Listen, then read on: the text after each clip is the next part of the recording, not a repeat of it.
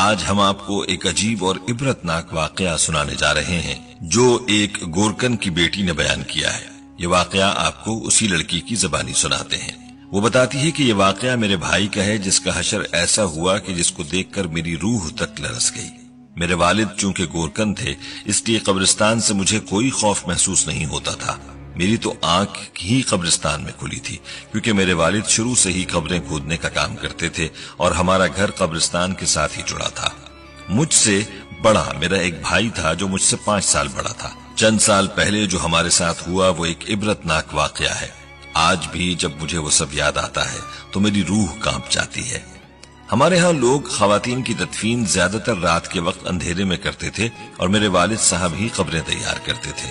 یہ کچھ عرصے قبل کی بات ہے کہ جب بھی قبرستان میں کوئی نوجوان لڑکی دفن کی جاتی تو اگلے روز اس کی میت قبر سے غائب ہو جاتی تھی، اور یہ بات پورے علاقے میں خوفناک حد تک پھیل گئی تھی کہ جب بھی کسی لڑکی کو قبر میں دفن کیا جاتا تو اس کی لاش غائب ہو جاتی تھی۔ پولیس والے بھی اس چور کو پکڑنے سے قاصر تھے۔ وہ ابا کو پکڑ کر لے جاتے اور تفتیش کرتے، لیکن ابا ان کو یہی کہتے کہ ان کا کام تو قبر کھودنا ہے اور ان کی عمر بھی اب زیادہ ہو چکی ہے، وہ رات بھر کی چوکیداری نہیں کر سکتے۔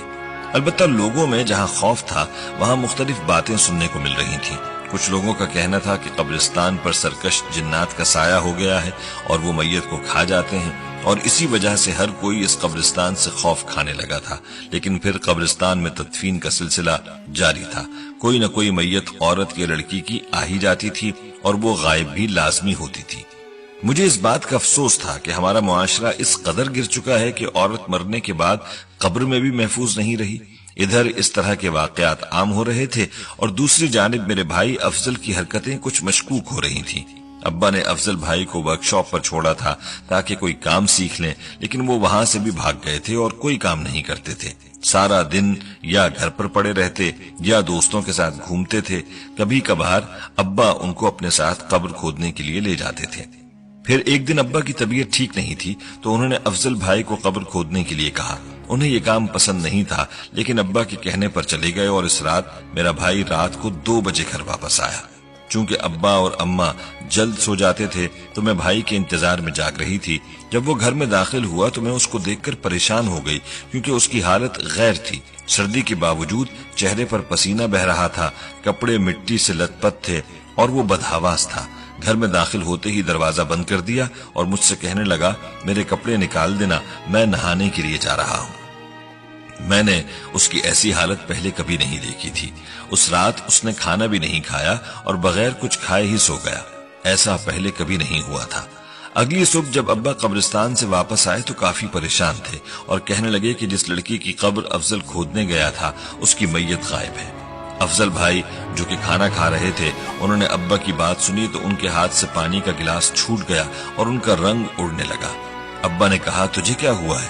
تو کہنے لگے، کچھ نہیں، میں نے تو قبر ٹھیک سے کھودی تھی، مجھے نہیں پتا، لیکن میں نے محسوس کیا کہ ان کی آواز ان کا ساتھ نہیں دے رہی تھی اور ان کو پسینہ آ گیا تھا، اور افضل بھائی صحن سے اٹھ کر کمرے میں چلے گئے۔ کچھ دنوں بعد افضل بھائی دوبارہ گھر لیٹ لوٹے تھے، لیکن اس بار ان کی بدحواسی کم تھی اور اگلی صبح پھر وہی خبر سننے کو ملی۔ مجھے اب اپنے بھائی پر شک ہونے لگا کیونکہ جس رات میت غائب ہوتی اس رات میرا بھائی گھر کو 2-3 بجے ہی لوٹتا تھا اور اپنی طرف سے وہ اس کی خبر کسی کو نہ ہونے دیتا تھا، لیکن میں بھائی کی تاک میں رہنے لگی تھی کیونکہ مجھے اس کی حرکتیں مشکوک لگنے لگی تھی۔ اس کے کپڑے مٹی سے بھرے ہوتے تھے اور آتے ہی وہ نہانے چلا جاتا تھا۔ اور پھر ایک دن میں نے اپنے بھائی کی الماری کھولی تو دیکھا اس میں کافی سارے پیسے پڑے تھے، جس سے مجھے اور بھی شک ہونے لگا کہ بھائی کام تو کوئی نہیں کرتا تو یہ پیسے کہاں سے لاتا ہے۔ اسی دوران ہمارے محلے کی ایک خاتون کا انتقال ہوا۔ اس کی قبر ابا نے کھودی اور اس خاتون کو دفن کر دیا گیا۔ اس رات میں اپنے بھائی کی تاک میں رہی۔ میں نے دیکھا کہ رات کے 12 بجے تو بھائی چپکے سے گھر سے نکل گیا۔ مجھے یقین تھا کہ وہ آج ضرور قبرستان جائے گا، البتہ میں نے اماں کی ایک چادر لپیٹی اور بھائی کے پیچھے چل دی۔ میرا بھائی قبرستان پہنچا تو وہاں 4 لڑکے پہلے سے موجود تھے۔ میں ایک آڑ کے پیچھے چھپ گئی۔ یہ سارے ایک کونے کی جانب بڑھے اور ایک گڑھا کھودنے لگے اور پھر وہ سارے اس میں اتر گئے۔ شاید انہوں نے وہاں سرنگ کھود رکھی تھی۔ پھر جب وہ وہاں سے نکلے تو ان کے پاس سفید کفن میں ایک لاش تھی جو کہ وہ ایک درخت کے پیچھے لے گئے، اور یہ دیکھ کر میں شرم سے پانی پانی ہو گئی اور میری روح کانپ گئی۔ میں وہاں سے واپس گھر لوٹ گئی۔ مجھے عجیب گھٹن محسوس ہو رہی تھی کہ میرا بھائی کتنا بھیانک گناہ کر رہا تھا۔ میری آنکھوں سے آنسو بہ رہے تھے۔ رات کے وقت میں نے بھائی کو چپکے سے گھر میں داخل ہوتے ہوئے بھی دیکھا۔ میرے دل میں اب اپنے بھائی کے لیے سخت نفرت پیدا ہو گئی تھی اور مجھے یہ سوچ کر ہی خوف آ رہا تھا کہ کیسے کوئی مردہ وجود کے ساتھ اپنی ہوس پوری کر سکتا ہے۔ میں نے سوچا کہ اپنے بھائی کے اس خبیث فعل کے بارے میں پولیس کو بتا دوں، لیکن نہیں بتا سکی کیونکہ اپنے ہی سگے بھائی کو میں سلاخوں کے پیچھے نہیں دیکھ سکتی تھی۔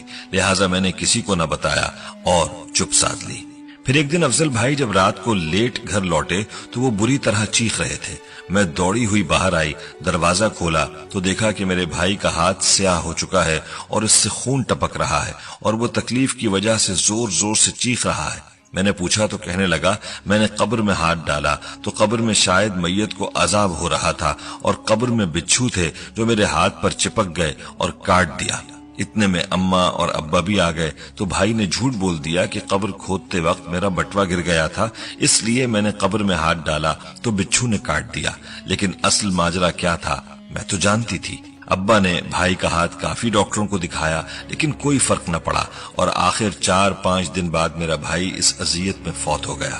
جب وہ فوت ہوا تو اس کا پورا بدن کالا ہونے لگا۔ ابا نے جلدی سے اس کو غسل دیا اور ایک تیار قبر میں اس کو دفن کر دیا۔ ایسا ابا نے اس لیے کیا کہ لوگ پوچھیں گے کہ اس کا کیا عمل تھا کہ اس کی میت کالی ہو گئی۔ لیکن افضل بھائی کو دفن کرنے کے بعد رات کے وقت اس کی قبر سے آوازیں سنائی دی گئیں جو پورے محلے نے سنی کہ مجھے بہت اذیت ہو رہی ہے، مجھے باہر نکالو۔ لوگوں نے جب یہ آوازیں سنی تو کانوں کو ہاتھ لگانے لگے اور وہ پوچھتے تھے کہ اس کا ایسا کیا عمل تھا کہ اس کے ساتھ ایسا ہو رہا ہے، لیکن یہ میرے سوا کوئی نہ جانتا تھا کہ اس کو یہ سزا کس گناہ کی وجہ سے مل رہی ہے۔ میں آج بھی اس بوجھ کے ساتھ جی رہی ہوں کہ میں اپنے بھائی کو اس گناہ سے نہ تو روک سکی اور اس کو اللہ نے دنیا اور آخرت دونوں میں عبرت کا نشان بنا ڈالا۔ اللہ سے دعا ہے کہ اللہ ہمیں ہر طرح کی گناہ سے بچنے کی توفیق عطا فرمائے، آمین۔ جانے سے پہلے ہماری تمام بہنوں اور بھائیوں سے گزارش ہے کہ درود پاک کی برکت سے ہونے والی دعا میں شامل ہونے کے لیے اپنا نام کامنٹ سیکشن میں ضرور لکھیں اور ہماری درود پاک کی محفل کا حصہ بنیں۔ دوستو، یہ تھی ہماری آج کی ویڈیو۔ اس ویڈیو کو اپنے دوستوں کے ساتھ زیادہ سے زیادہ شیئر کریں اور اگر آپ چاہتے ہیں کہ ہم آپ کے لیے آپ کی مرضی کا کوئی موضوع لے کر آئیں تو آپ اس بارے میں ہمیں کامنٹ